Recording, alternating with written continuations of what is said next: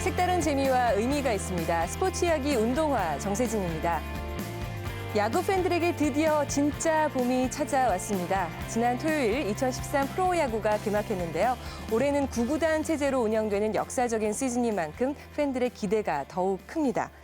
개막 전부터 정말 화끈한 경기가 진행됐죠. 4경기에서 만루 홈런이 무려 3개나 터졌고 득점에서도 역대 최다인 54득점을 기록했습니다.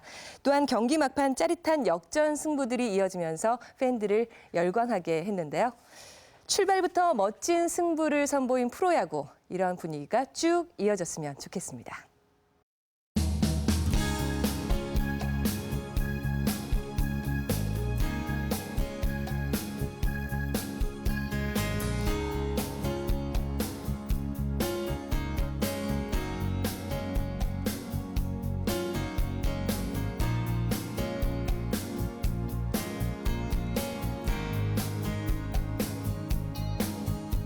한국 축구 대표팀은 지난해 10월 이란 원정을 시작으로 3연패 수렁에 빠지며 혹독한 겨울을 보냈습니다. 머지않아 따뜻한 봄이 찾아왔고 이번엔 홈에서 카타르를 만났는데요. 브라질 월드컵 무대를 밟기 위해선 반드시 이겨야 했던 상대였습니다. 다행히 승리를 거뒀지만 기쁨도 잠시, 최강희호는 다시 고민에 빠졌습니다. 브라질 월드컵으로 가는 길 참 멀고 험하게 느껴집니다.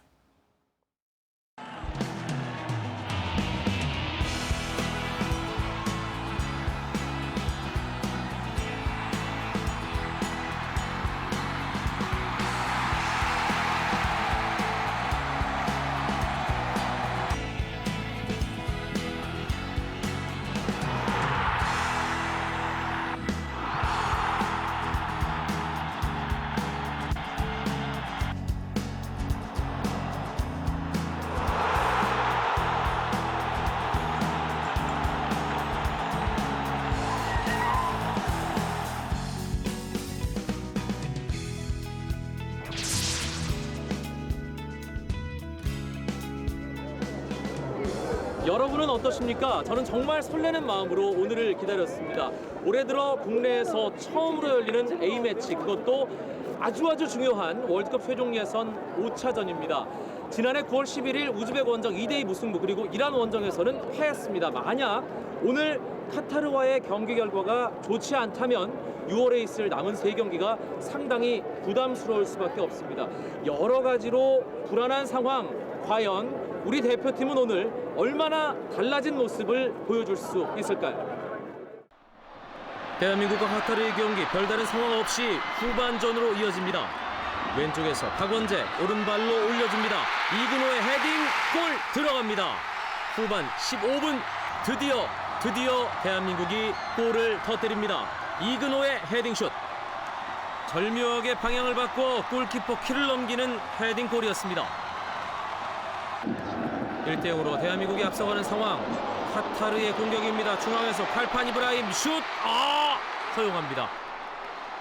선제골 넣고 3분 만에 동점을 허용하는 대한민국입니다. 후반 추가 시간이 흐르고 있습니다. 구자철 굴절되면서 높이 떴고 김신욱, 이청용 앞으로 떨궈줍니다. 이동국, 손흥민 골! 결정적인 시간, 손흥민의 발끝에서 결정적인 골이 나옵니다. 이동국의 로빙슛 크로스바 맞고 내려온 것을 손흥민이 쇄도에 들어가다가 마무리합니다. 대한민국 극적인 승리, 승점 3점 추가. 하지만 되짚어볼 것이 정말 많은 경기였습니다. 마지막 결과가 좋았어요. 네. 끝나고 라커룸 분위기는 어땠는지? 일단 안도의 한숨을 쉬었고요. 네, 그리고 저희가 월드컵을 갈 운명이긴 한 것 같아서 네, 다들 너무 기뻐하고 또 그렇지만 아직 남은 경기들이 또 많기 때문에 또 다음 경기에서 또 잘하자고 다짐했습니다. 정말 너무 중요한 골 넣어서 네. 일단은 좀 색다르죠. 또 워낙 또 A매치 또 골도 너무 많이 안 들어갔었고 저도 솔직히 조금 많이 조급했었는데 이렇게 중요한 상황에서 또 골 넣게 돼서 지금 기분 굉장히 좋습니다. 시간이 얼마 안 남은 상황에서 들어가서 되게 상황이 애매했어요. 그러다 보니까 제가 계속 왼쪽 사이드에 있다가 볼이 그쪽으로 올 것 같은 예감이 들어서 계속 천천히 들어갔는데 동국이 형이 또 워낙 슈팅을 너무 잘 때려서 뭐 거의 동구경 골이죠. 그러다 보니까 저는 거의 뭐 거기 다 차린 밥상에 이렇게 숟가락만 얹는 거의 뭐 그 정도예요.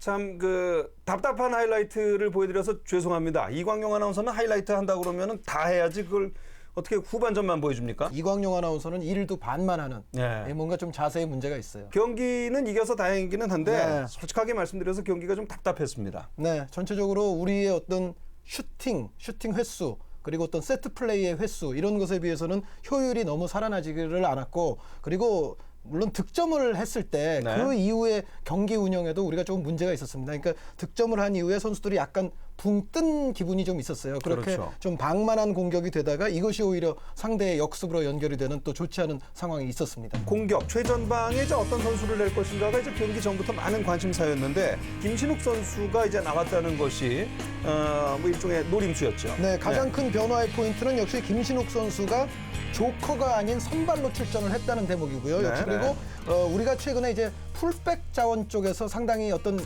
항상 여러 선수가 들어오면서 변화가 많았는데 이번에는 오범석 선수, 박원재 선수를 선택을 했습니다. 그렇습니다.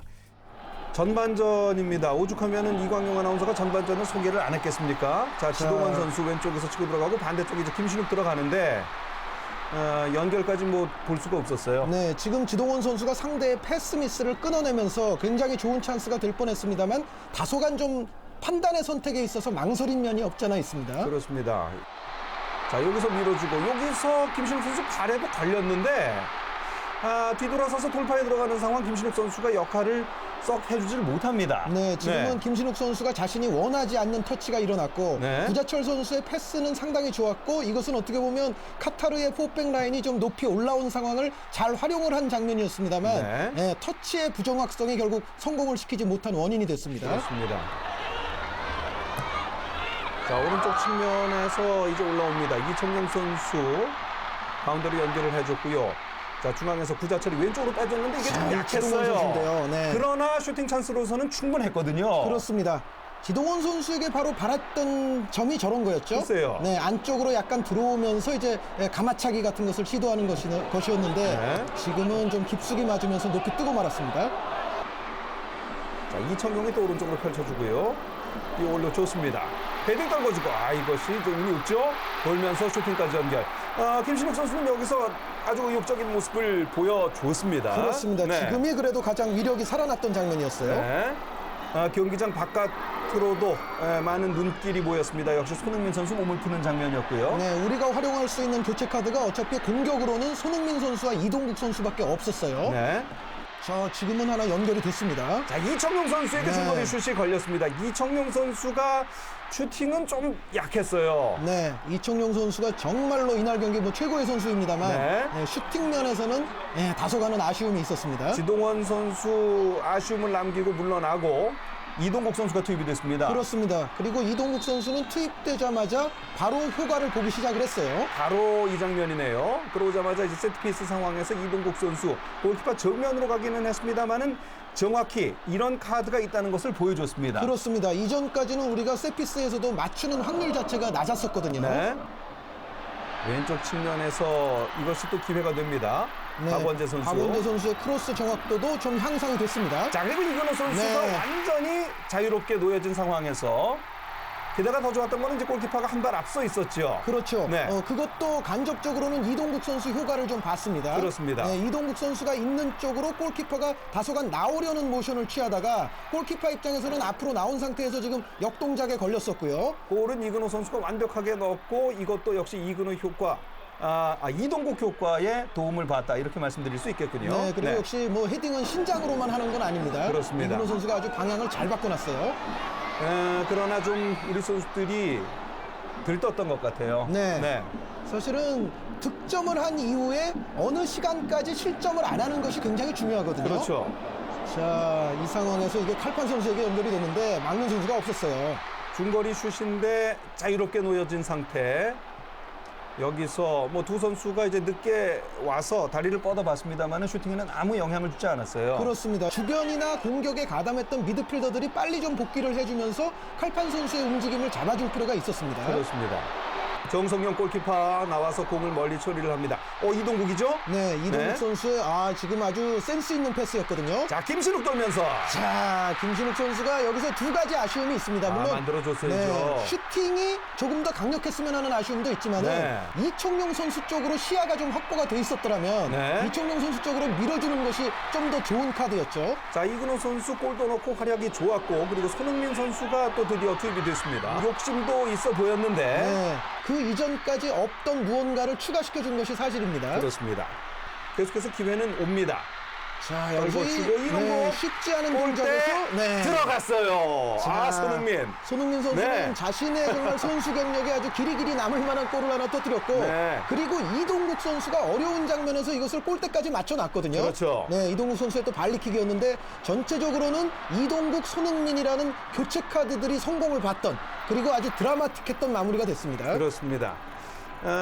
골을 넣는 상황 자체는 뭐 이삭죽기다 이렇게 말할 수도 있겠습니다만 그것도 뭐 아무나 하는 게 아니라는 게 이제 축구계 얘기고요. 그렇죠. 네. 지금은 이동국 선수가 어려운 상황에서 볼 처리를 잘해줬고 네. 손흥민 선수가 적절하게 쇄도를 또 하고 있었어요. 그렇죠. 자, 그리고 한 골을 더 넣을 수도 있는 상황이었는데 요건 또 안 되네요. 그죠? 네, 상대이기는 하지만 브루한 골키퍼는 이 경기에서 선방을 많이 해쳤죠. 그렇습니다. 브루한 골키퍼가 참 잘했는데 좀 불우하게 마무리가 됐고 네. 손흥민 선수가 이제 한 단계 더 도약할 수 있는 전기를 확실하게 만들었습니다. 그렇습니다. 네. 그리고 우리로서는 너무도 귀중한 승점 3점을 정말 긁어냈다고 볼 수가 있겠습니다. 그렇죠. 참 어렵게 가슴 졸이다가 겨우겨우 이겨서 운이 좋았다 이렇게 얘기하는 분들도 뭐 상당히 많고 1, 2 이상이 있습니다. 네. 하지만 이제 이 경기에서 가장 중요한 것은 역시 결과였거든요. 결과를 얻어내는 데는 성공을 했고 하지만 우리가 미진했던 부분들이 좀 많이 나왔었기 때문에 그런 네. 부분들은 분명히 짚어볼 필요가 있다고 생각을 합니다. 그렇습니다.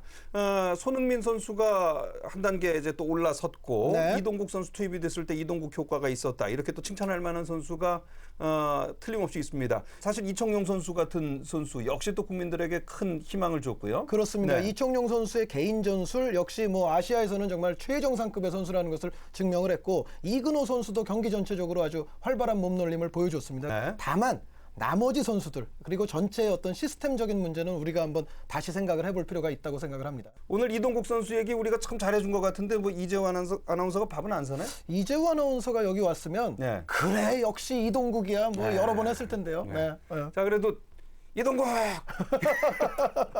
이재호 아나운서 보고 있나? 대한민국이 속한 아시아 최종 예선 A조. 우리가 카타르를 2대1로 이기며 승점 3점을 챙겼지만 우즈베키스탄 역시 홈에서 레바논을 1대0으로 꺾으며 승점 11점으로 조 1위를 달리고 있습니다. 그러나 한국은 우즈베키스탄에 비해 한 경기를 덜 치른 상황, 얼마든지 1위 탈환이 가능합니다. 다음 레바논 원정을 이기고 홈 2경기 중 한 경기만 이겨도 자력으로 월드컵에 직행하게 되죠. 하지만 최하위 레바논을 제외하면 승점 차가 얼마 나지 않아 다음 원정 경기에서 진다면 마지막까지 진흙탕 싸움도 예상됩니다. 반면 일본이 속한 B조는 일찌감치 조 1위가 정해진 분위기입니다.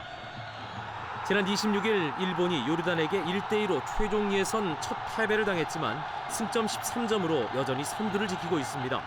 이제 일본은 승점 한 점만 추가하면 월드컵에 자력으로 진출합니다.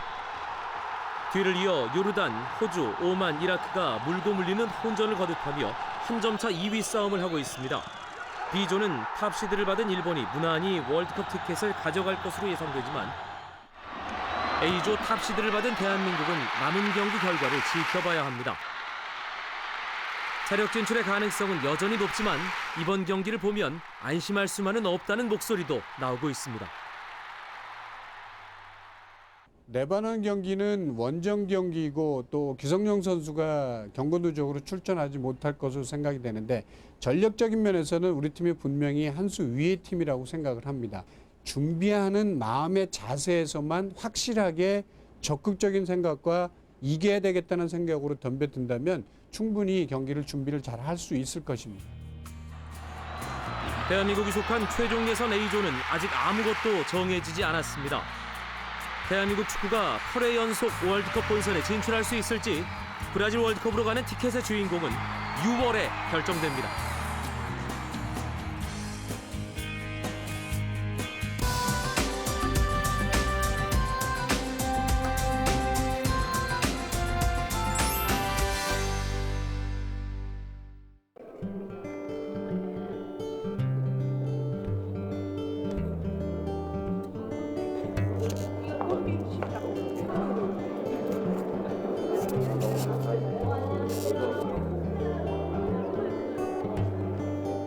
정말 흥분되는 6개월간의 재량전이 아니었나 이렇게 생각이 듭니다.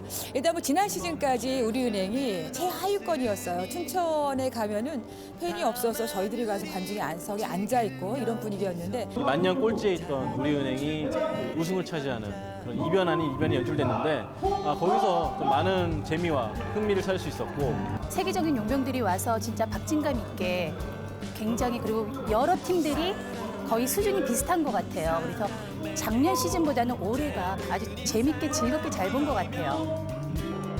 숨가쁜 날 잠시 쉬어갈 파란 창가를 찾길 흩날리던 벚꽃잎 위로 그 설레이던 봄날이 끝나고 체육관에서 맨날 뭐 부시시하게 보다가 이렇게 보니까 저도 누가 누군지 잘 모르겠을 정도로 이쁜데요. 말할 수 없는데요. 일단 KDB 생명에 이제 곧 새 결혼을 앞둔 이현우 선수가 저희 와이프 닮은 제일 예쁜 것 같습니다.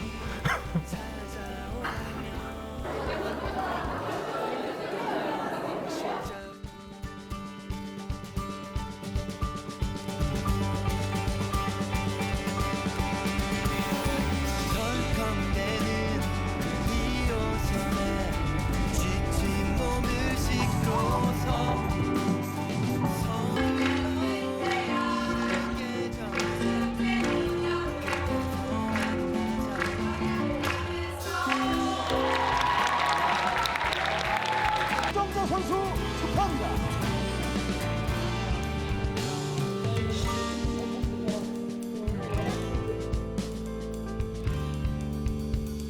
많은 날이 흘렀지만 변하지 않았기를 힘겹던 날 활짝 웃어준 한 장의 사진처럼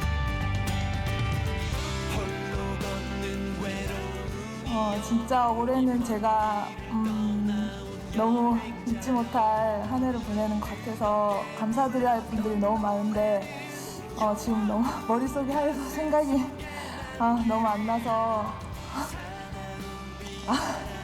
유성호 감독님, 전주원 코치님, 박성배 코치님께도 너무 같이 고생한 우리 후배들 를 대표해서 제가 이 상을 받았다고 생각하기 때문에 그 선수들한테 너무 고맙고 사랑한다고 얘기하고 싶고요.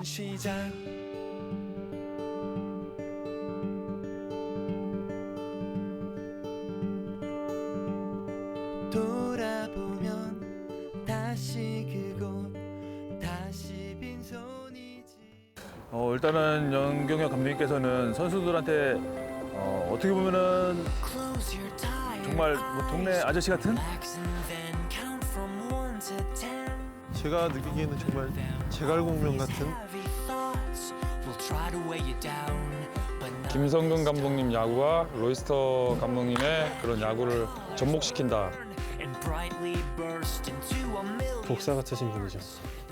약점을요 집요하게 파고드시는 것 같아요.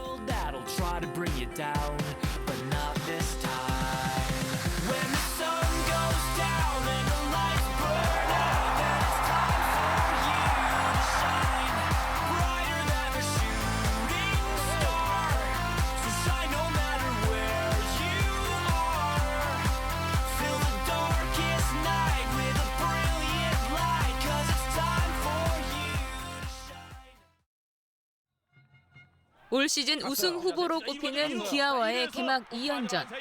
넥센은 2경기 동안 7개의 도루로 상대 배터리를 흔들었고 박병호의 홈런을 포함해 20개의 안타로 공격력을 과시했습니다. 시범 경기에서도 팀 홈런과 팀 도루 1위를 차지하며 3위를 기록했던 넥센은 올 시즌 돌풍을 예고했습니다. 넥센의 모습을 보면은 선수 하나가 공 하나를 때리든 공 하나를 받든 한 발을 더 뛰든 소홀히 하는 선수가 한 명도 없다는 얘기예요. 그만큼 팀이 살아있다는 얘기거든요. 4위에 대한 어떤 도전, 정말 올해 가장 힘있고 박진감 있고. 사실 지난 5년간 넥센은 성적과는 거리가 멀었습니다. 승률 4할을 넘긴 시즌은 단 2번. 하지만 지난해 전반기를 3위로 마치며 자신감을 얻었고 신인 왕과 MVP를 배출하며 가능성을 확인했습니다.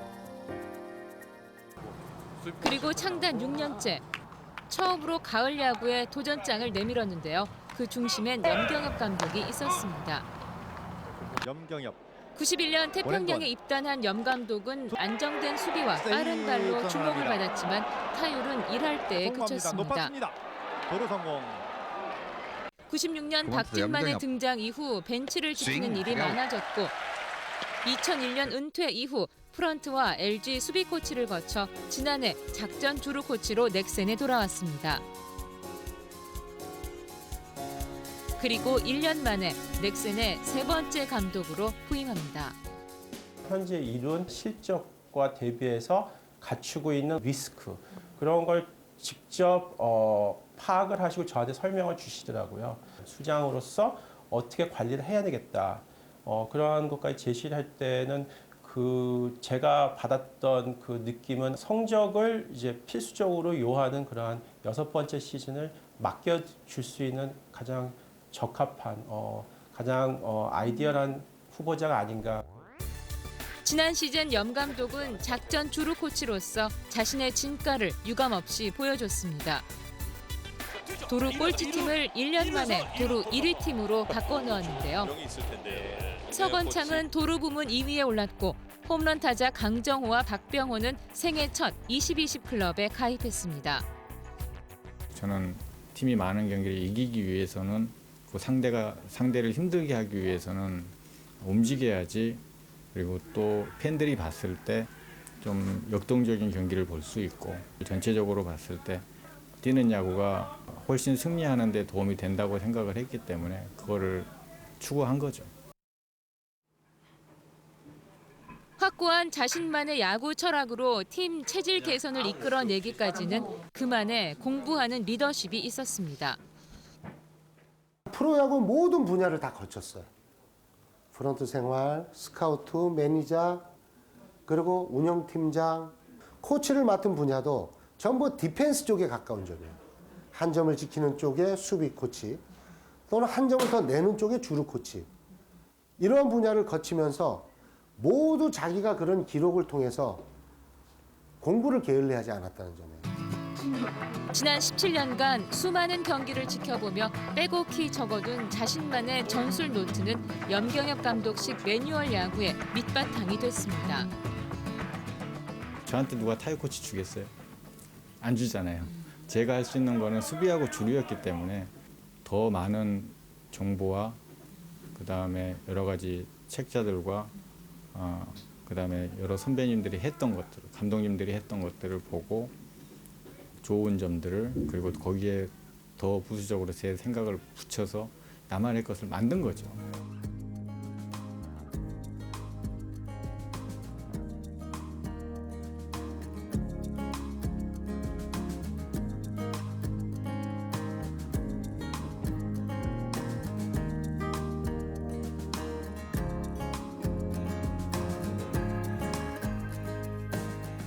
일단 메모를 시작한 거는 백업이 되기 시작하면서부터 제가 상대 투수에 대해서 분석도 하기 시작됐고 주전이었을 때 그런 것들 좀 더 했더라면 하는 생각들이 공부를 하면서 내가 좀 더 야구를 쉽게 할 수 있었는데라는 생각이 들더라고요.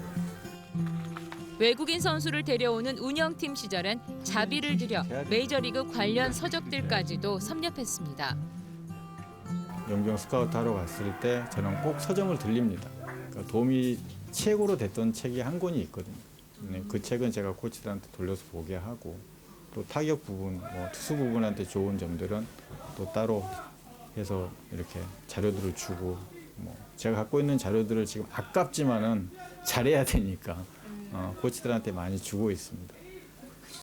염 감독 부임 이후 코칭 스텝 미팅은 그야말로 공부하는 시간입니다. 몇 시간이 됐든 결과를 공유하고 분석하는 일은 이제 일상이 됐습니다.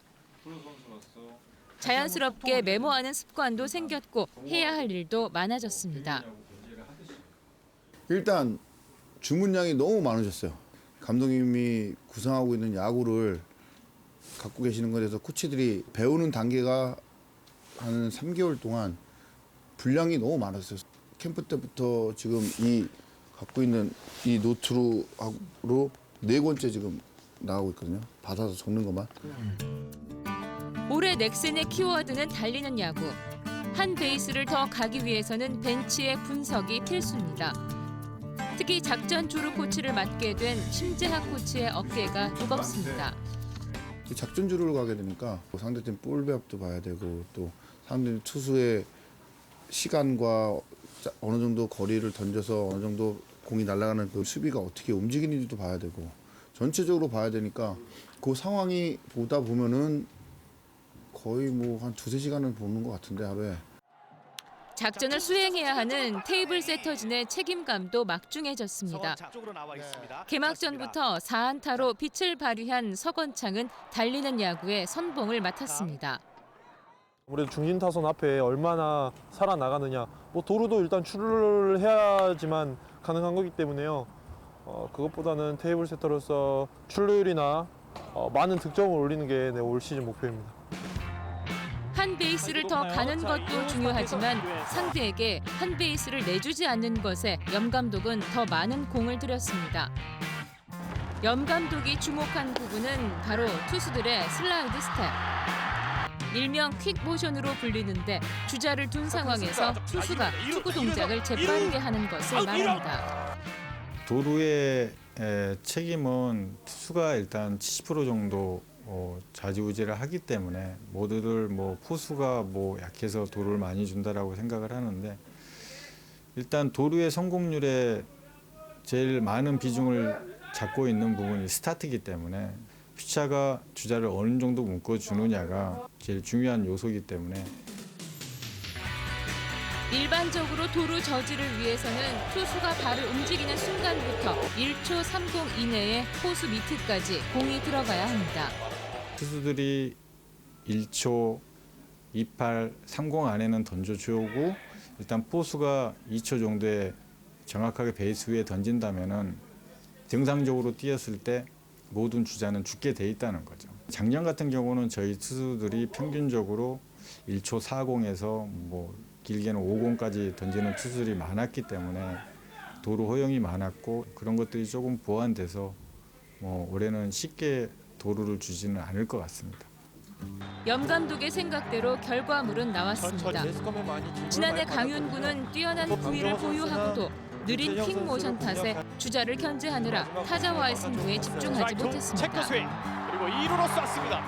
하지만 계속된 훈련 끝에 올해는 확연히 달라졌습니다.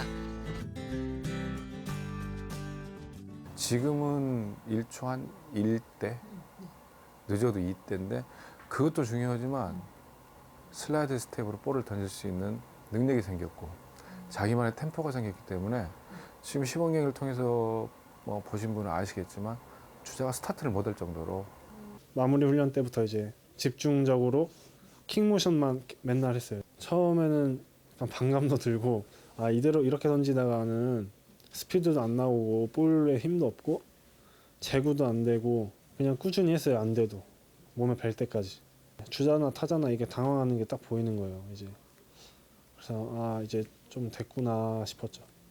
지키는 야구에서 한 베이스를 덜 가게 하는 그런 시스템이 빠른 시간 안에 정착이 됐다는 점. 그리고 공격적인 베이스 러닝이 그 어느 팀보다도 눈에 띈다는 점이거든요.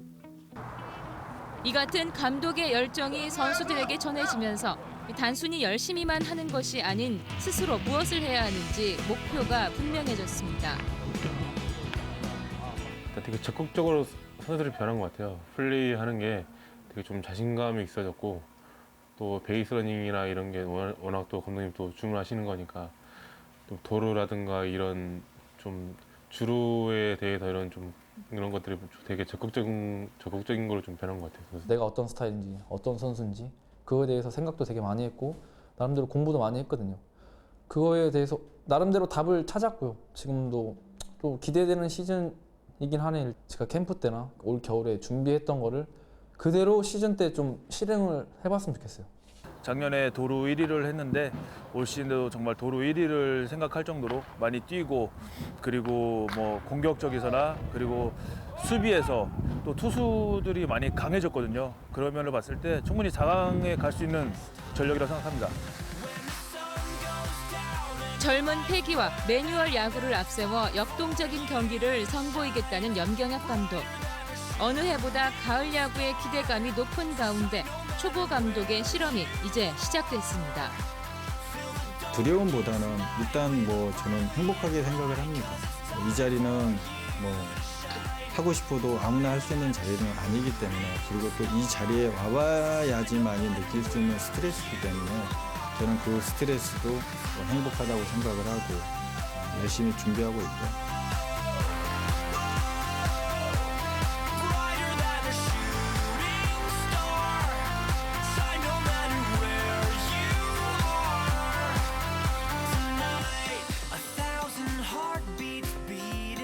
지난달 25일이죠. 여자 프로농구에서 최초로 3점 슛 1000개의 주인공이 탄생했습니다.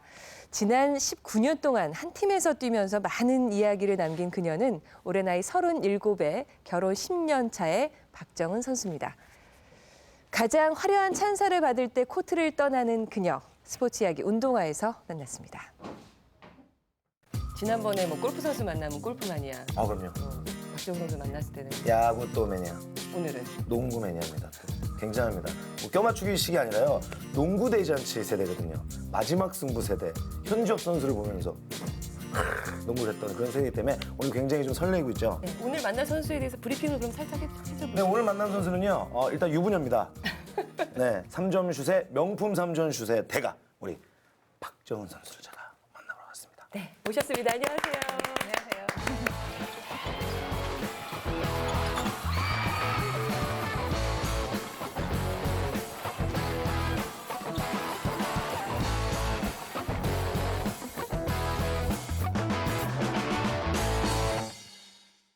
굉장히 제가 키 큰 여자 콤플렉스가 있거든요.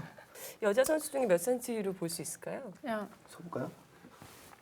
될까요? 이 지경으로? 포인트 가드 정도 하는데. 그렇죠. 포인트 가드 분들이 보통 작잖아요. 좀 아주- 날렵하시다 보니까. 아주 빠르거나 네네. 그래야지 농구할 수 있는. 아니 저는 농구 잘해요. 오 그러세요? 정말로. 체스트 패스, 바운드 패스. 이거예요. 웨이업 다 하신 거예요? 그럼요. 이렇게 딱 짧은데. 이 옷이 좀 작습니다. 아니.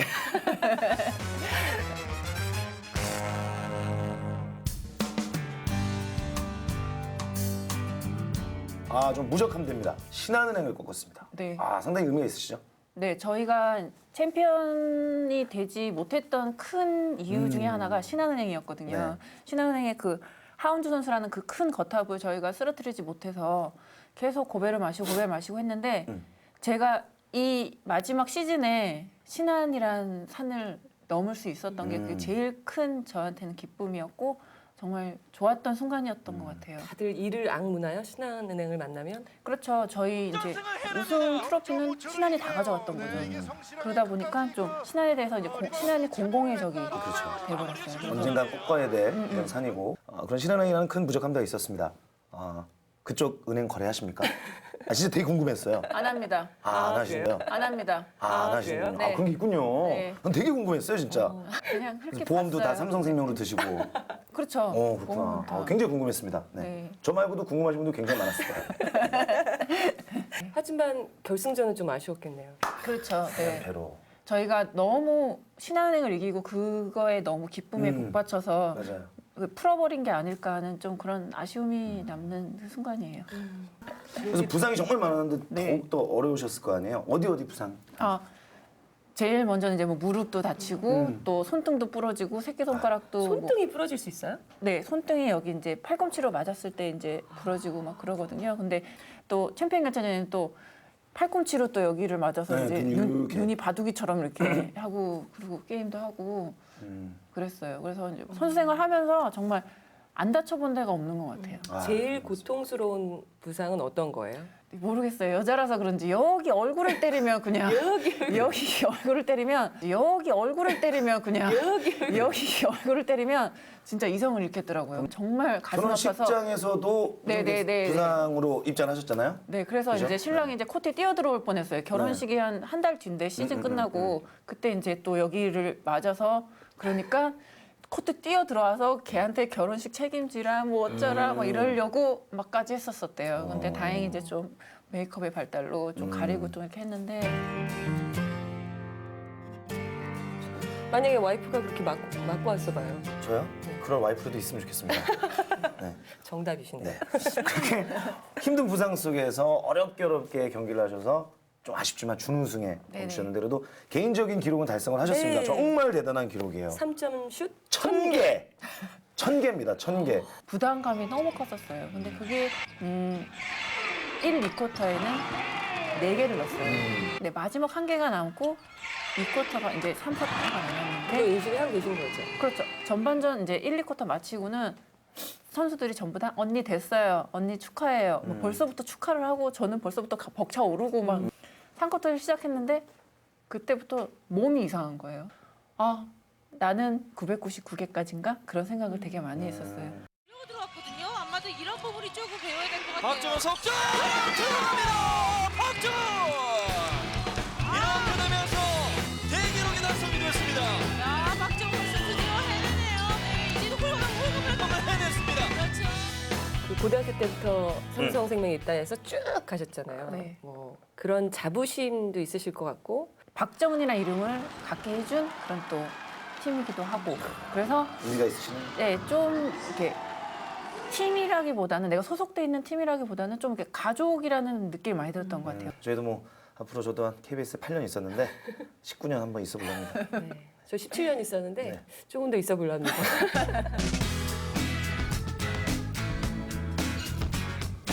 처음 출전할 때부터 좀 기억이 다 나세요? 그땐 좀 어려서. 기억에 남는 거는 이제 미국과의 경기였는데 갑자기 점수 차이가 너무 많이 나니까 저보고 뛰래요. 뛰었는데 이제 몸이 안 풀렸잖아요. 던지는데 족족 이렇게 링을 이렇게 다니는 거예요. 창피하셨겠다.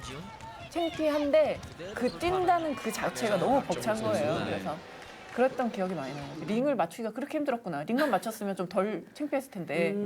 쭉 돌아보면 그래도 제일 재밌었을 때. 그때는 역시 시드니 시드니 올림픽 때가 정말 재밌었고 아무도 한국 여자 농구에 대해서 관심을 안 갖는 거예요. 너희는 그냥 아시아에서 온 그냥 한국 이러면 한국이 어디야? 뭐 그런 식으로 할 정도로 되게 무시를 좀 많이 당했었거든요. 근데 한국 여자 농구를 살려야 되겠다는 그런 생각에 정말 이렇게 베스트를 다 했던 것 같아요. 정선민 선수, 정은선 선수, 네. 뭐 전주원 선수 뭐 이런 분들 계시는데 다들 이제 언니고 다 동료고 친하잖아요. 같은 팀에서 뛰시고 누가 군기반장입니까? 정은순 언니가 네. 이제 제가 뭐 어릴 때 최고참 선수였기 때문에 너무 무서웠어요. 그리고 그 언니가 눈이 또 이만하거든요. 그래서 부리부리하고 이렇게 이러면은 네 언니. 지금도 보면 지금은 상관없지만 너무 주눅 들고 그래요. 그래서 한 번 선배는 영원한 선배인 것 같아요. 군기반장은 정은순 선수인 걸로 이제 궁금하게. 누가 제일 잘 노세요? 아까 제가 나열한 그 선수분들 중에 선민 언니가 잘 놀죠. 정선민 언니가 좀 또 그 언니도 좀 신세대예요. 이렇게 좀 여러 가지 뭐 활발하고 재미있는 얘기도 잘해주시고 그래요. 정선민 선수는 잘 노는 걸로. 잘 노는 걸로. 아시안 게임 얘기도 한번 해볼까요? 네, 2010 광저우 아시안 게임의 준우승. 중국이라는 그 홈터스에 좀 그럼요. 네, 저희가 좀 많이 힘들었어요. 중국 선수들이랑 몸싸움하면 정말 힘들 것 같아요. 중국 그 큰 나라에서 몸 좋고 힘 좋고 그 사람은 다 모였을 그런 거예요. 애들은 다 모였으니까 확실히 그래요. 중국은 뭐 키 네. 3m 이상도 있다는 얘기가 있어요. 중국에는 그분이 우리가 못 농구를 찾을 안 뿐. 좋아해서 그렇지 어딘가에는 숨어 있습니다. 이 중국이라는 이 그 대륙에는 어딘가는 100m도 한 6초 뛰는 사람이 있어요. 그 사람이 그 육상을 안 좋아해서 그렇지 어딘가에 있습니다. 중국은 다 가능해요 거기는. 네.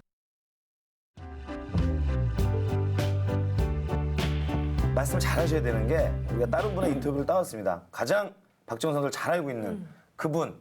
절대 여기서 거짓말 하시면 안 됩니다. 예, 승부욕은 아무래도 타고난 것 같아요. 저랑 어떤 운동을 해도 제가 아직까지 박정훈 선수를 이겨본 적이 없거든요. 뭐 농구는 한 번도 못 넣었고요. 아직 한 골도 못 넣어봤어요. 9년 동안 한 점도 안 줘. 아니 줄 법하잖아요.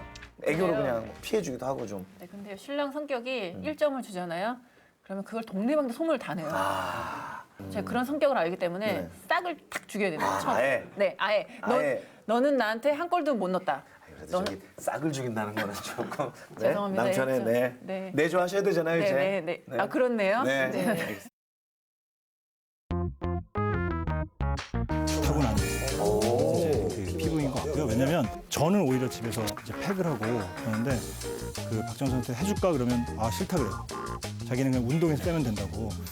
이렇게 운동을 하고 잘 먹고 잘 자는 거 하루에 한 5끼 먹고 그다음에 낮잠도 자고 그다음에 규칙적인 생활하면 피부가 분명히 좋아집니다. 먹는 거를 좋아해서 근데 또 신랑이 자꾸 사육을 해요. 이렇게 뭐 어디 나갔다 오면 방금 밥 먹었는데 햄버거 들고 오고 뭐 방금 하는데 치킨 들고 오고 그리고 저한테 가만히 TV 보는데 치킨? 또 치킨 사주고 전 신랑은 그냥 조금만 먹고 마는데 저는 또 먹다 보면 또 전에 얘기한 것처럼 승부욕이 있는 거예요. 다 먹어야 돼. 얘를 바닥을 봐야 돼. 허술하죠. 많이 농구 빼고는 다 허술하다고 보시면 돼요. 요리도 아직 하나도 할 줄 알 게 없고요. 밥을 아직 저한테 한 끼도 해본 적이 없고 한 번 해주려고 김치찌개랑 고기를 해주는데 장을 봐와서 밥 하기까지 한 4시간 걸리더라고요. 김치찌개와 고기 구워주는데. 아니 나 왜 이렇게 안쓰러지죠? 아니 결혼을 9년 차인데 김치찌개를 만드는데 4시간 걸리면 어떡합니까? 아니 근데 궁금한 거 있어요. 장 보면 얼마 정도 나와요? 저는 장 한 끼 장 보는데 15만 원 나오더라고요. 아니 무슨 한 끼 장 15만 원이면 한 달을 먹어요 저는. 저도 혼자 자취를 하는데. 아니 또 김치찌개도 요만큼 끓이려고 했는데 끓이다 보면 많아지고? 이만해져요. 그래도 그러다 보면 특징이 그거죠. 양을 못 양 조절을 못 하는 거죠. 맞춰. 그래서 또 맛이 안 나니까 더 또 넣고 뭐 라면 이것저것 넣고 뭐 하다 보니까 부대찌개가 돼요. 박정훈 선수, 아니 여보, 그동안 선수로서 고생 많았고요. 내가 이 얘기만 하면 되게 울컥해져서 그런데 박정훈이라는 그 여자로서의 삶, 또 제 부인으로서의 삶, 또 엄마로서의 삶도 분명히 선수 시절 잘했던 것처럼 분명히 잘할 거라 좀 믿습니다. 앞으로 우리 정말 사랑하면서 열심히 재밌게 행복하게 살아보도록 합시다. 안녕. 아 멋있다. 우리 한상진 씨 보면은 참 부러워요. 늘 경기장을 지키는 뭐 제가 얼마 전에 기사에도 접했지만 은퇴하시는 그 경기 때도 와서 나는 현종이요. 뭐 문자 그 내용이 올라와서 그죠? 나는 뭐 한나라의 왕이고 당신은 여자고 뭐 그렇게 외주를 잘하시는데 가장 고마울 때가 언제예요? 막 힘들고 게임을 지고 때는... 제가 또 못해서 졌을 때는 좀 이렇게 마음에 상처도 받고 정말 정말 힘들다 이랬을 때 신랑이 옆에서 저한테 기운을 북돋아 주는 거예요. 저한테 자신감도 심어주고 그럴 때 제일 힘이 많이 되는 것 같아요. 남편에게 한 말씀. 네. 이런 거 못하시는 스타일일 것 같긴 한데 전화 만나서 이제 농구 생활하느라 좀 신경도 못 썼는데 또 이해해주고 끝까지 마무리도 지켜봐주고 그래서 너무 고맙고 멋진 부인이 돼서 그 남편과 행복하게 그리고 사랑하면서 잘 살자. 고마워. 네. 부러워 죽겠어요. 네. 부럽다. 자, 이번 시즌 시작 전부터 이번이 마지막이다 하셨는데 은퇴를 정말 하실 건가요? 네, 이제 은퇴를 해야 되겠다고 마음을 먹었고요. 선수 생활은 이제 마치되 제가 우승을 못했던 그런 아쉬움이 있잖아요. 그 아쉬움을 제가 지도자로서 꼭 이루고 싶은 그런 욕심이 있어요.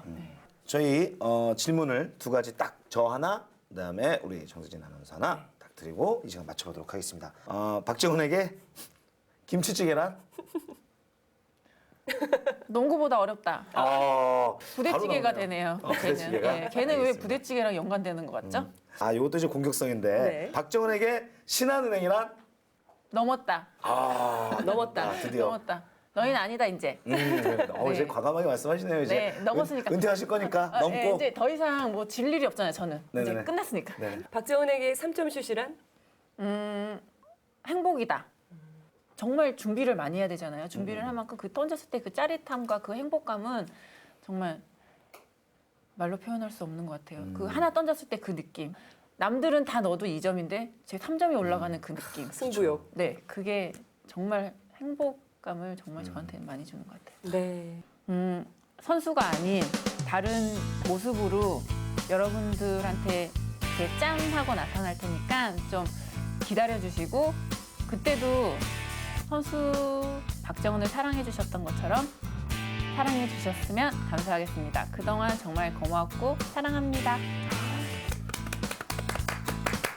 아나운서실에 모셔야 될 것 같아요. 말씀을 너무 잘하셨어요. 오늘 나와주셔서 감사합니다. 네, 감사합니다. 네, 이렇게 야물딱진 멋진 선수를 다음 시즌부터 볼 수 없다는 것 참 아쉽기만 합니다. 지도자로서도 또 어떤 모습을 보여줄지 기대하겠습니다. LA 다저스가 류현진을 이번 시즌 2선발로 확정했죠. 메이저리그 첫해 2선발 확정은 아시아 출신 선수로는 사상 처음인데요.